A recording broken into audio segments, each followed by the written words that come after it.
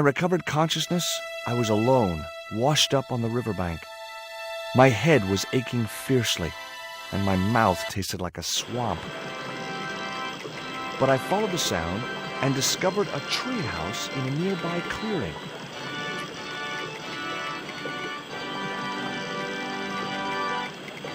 That vine rope could be useful.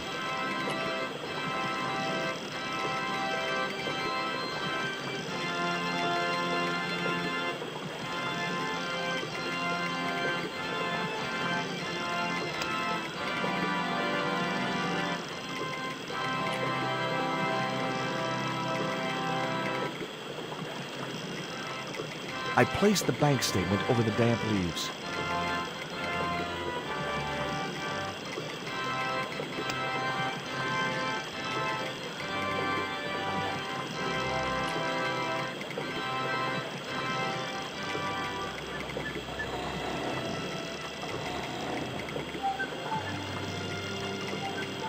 As I held the fetish to the iron rim of the wheel, a shower of sparks cascaded onto the leaves.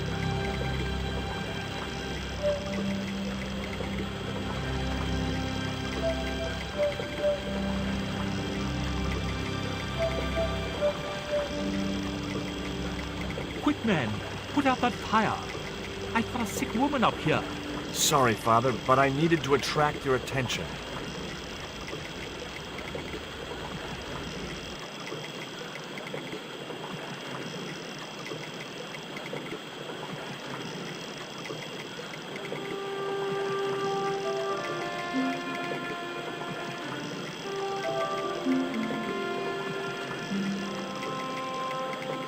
Who are you? And what do you want? My name is Stobart, George Stobart. I'm Father Hubert. I don't suppose you speak French. Huh?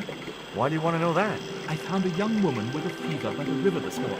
The poor girl is close to death. And there's nothing I can do for her but pray. I don't understand her, but I think she's speaking French. Hang on. That must be Nico.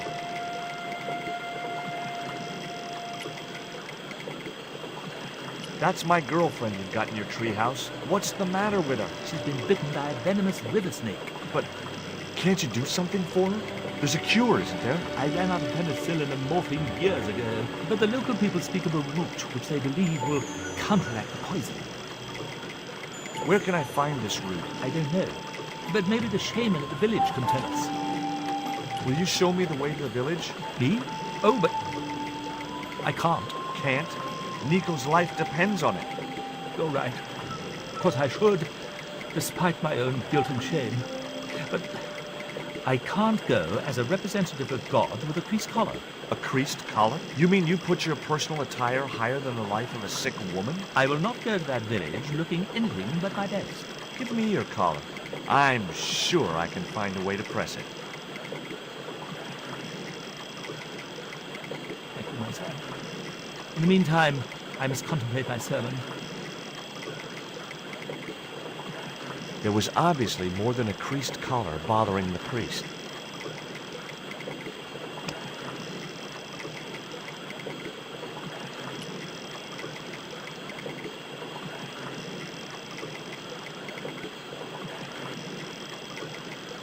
The vine provided a drive belt to connect the two stones.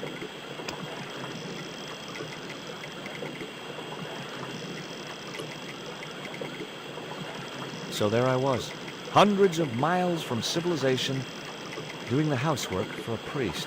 It's a strange world.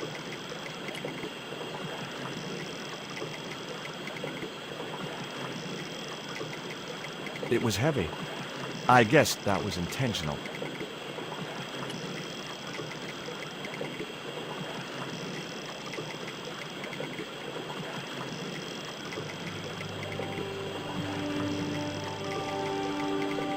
The press worked surprisingly well on the collar.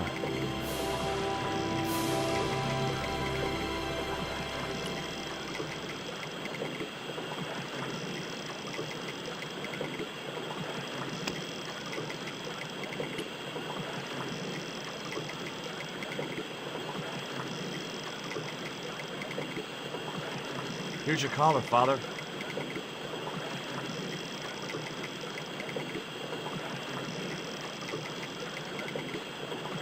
Thank you, George. You'll probably think it a little odd of me to make such a fuss. Oh, no. If I'd been living in the jungle for 11 years, I'd be completely screwy, too. Screwy? Yes, perhaps I am. Ever since my last visit to that village. Now you've got your collar back, will you take me to the village? I've still not finished my sermon. Look, Father, I still don't know why you're so reluctant to visit that village, and it's none of my business. Whatever the reason, it can't be more important than saving Nico's life. You're right. I must be crazy. We must make haste if we're to reach the village before nightfall. By the time we reached the village, it was sunset.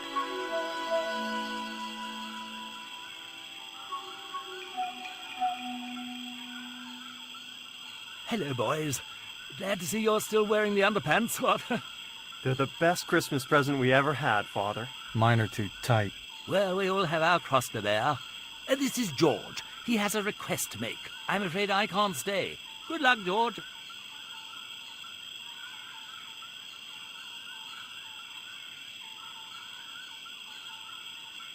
That's a relief. I never feel comfortable with him about. Me neither. These damn pants keep riding right up my butt.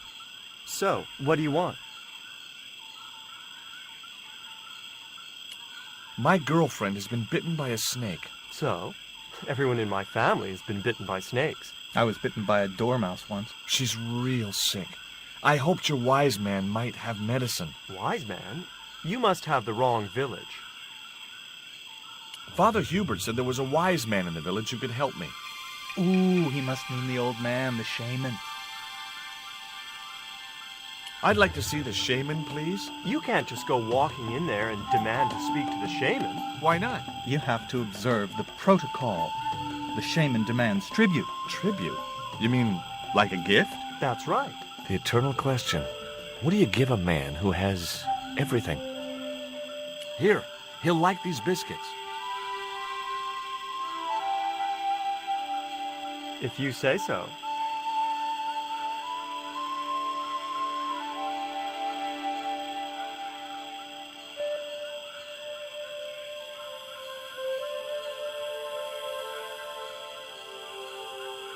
He liked the biscuits, especially the black ones. He wants to know if you've any more.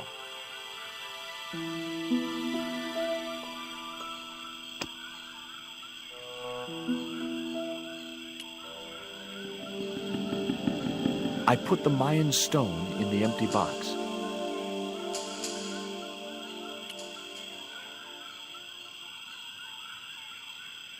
Here, I found some more of those biscuits for the shaman. I'll give them to him.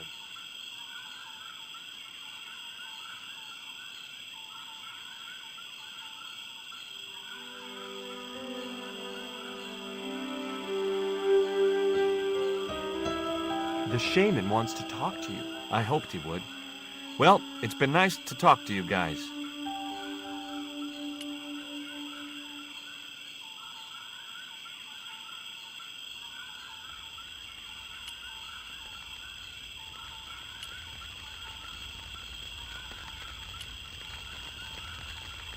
Hi, my name's George Stobart.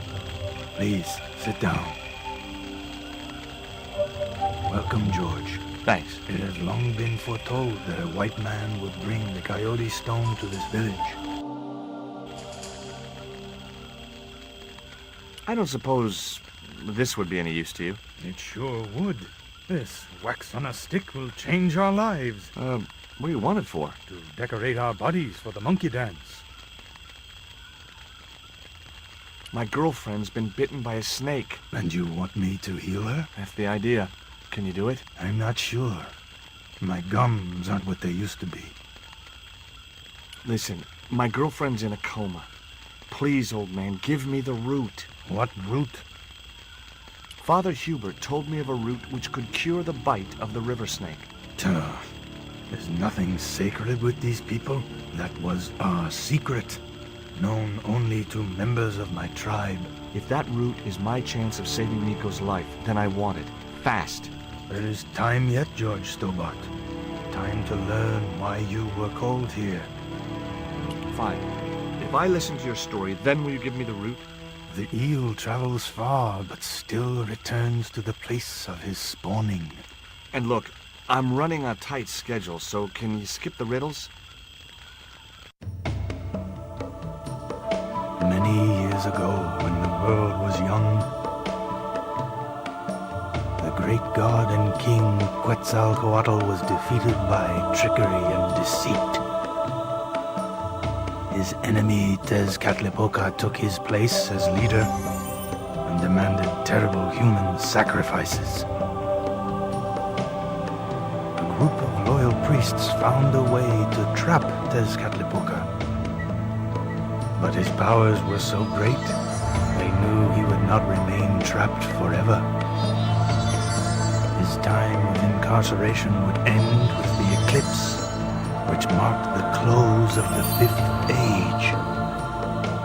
So the priests fashioned 3 obsidian stones which contained the power to seal the mirror for all time. But before the stones could be put in place, they were seized by the invading Spanish. But how did they trap Tez, the evil god? They built a pyramid which they told Tezcatlipoca was dedicated to him. At its center, they fashioned a huge mirror of perfectly smooth obsidian. Luring him into the pyramid with praise and flattery, they used sorcery to ensnare him in the mirror. What happened to the stones? They were taken by the Spanish to the coastal town that is now called Quaramonte City. Only 1 stone reached Spain. The other 2 fell into the hands of buccaneers. The Jaguar stone was captured by an English captain, El Draco. The Eagle stone was taken by a pirate called Ketch. The 3rd stone, the Coyote stone, reached Spain safely. That is the stone in your possession.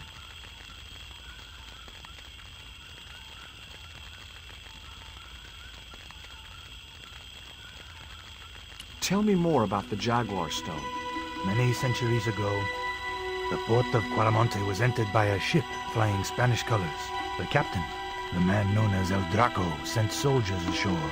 Only when the soldiers arrested the mayor did the people realize that they were English privateers.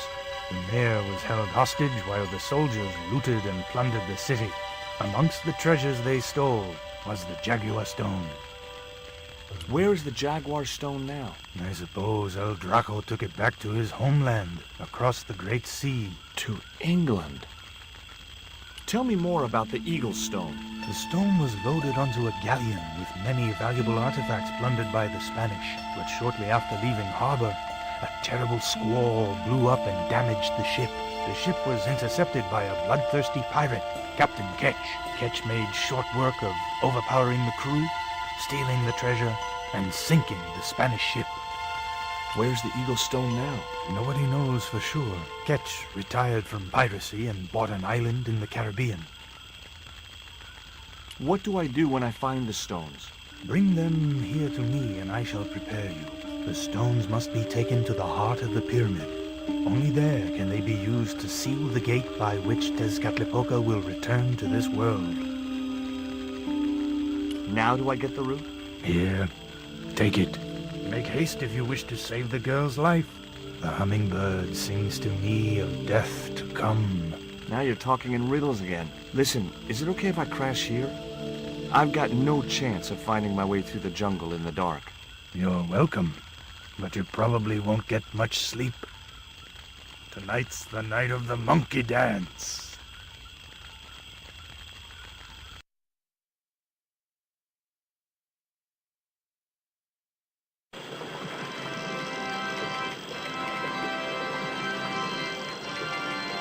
I left the village at dawn and stumbled back through the jungle in a post-party daze. It was just like sneaking back to my parents' house when I was younger. Except Oakland didn't have monkeys or parrots.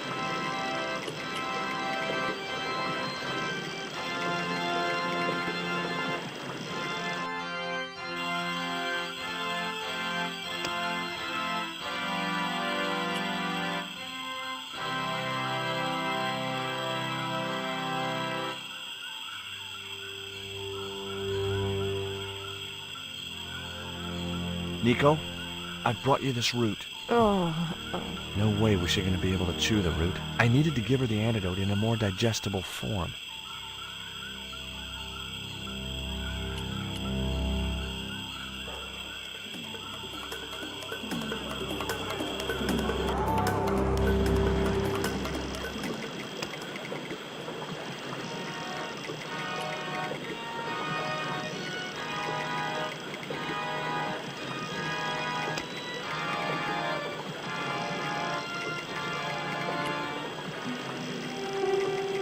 The cone was ideal as a makeshift container.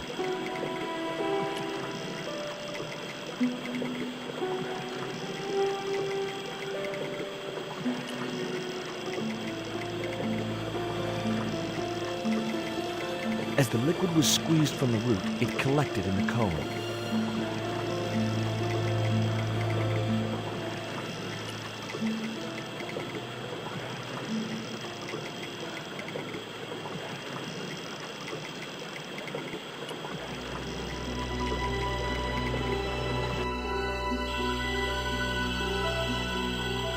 Look, Hubert, the antidote. Well, what are you waiting for? Give it to the girl, quickly.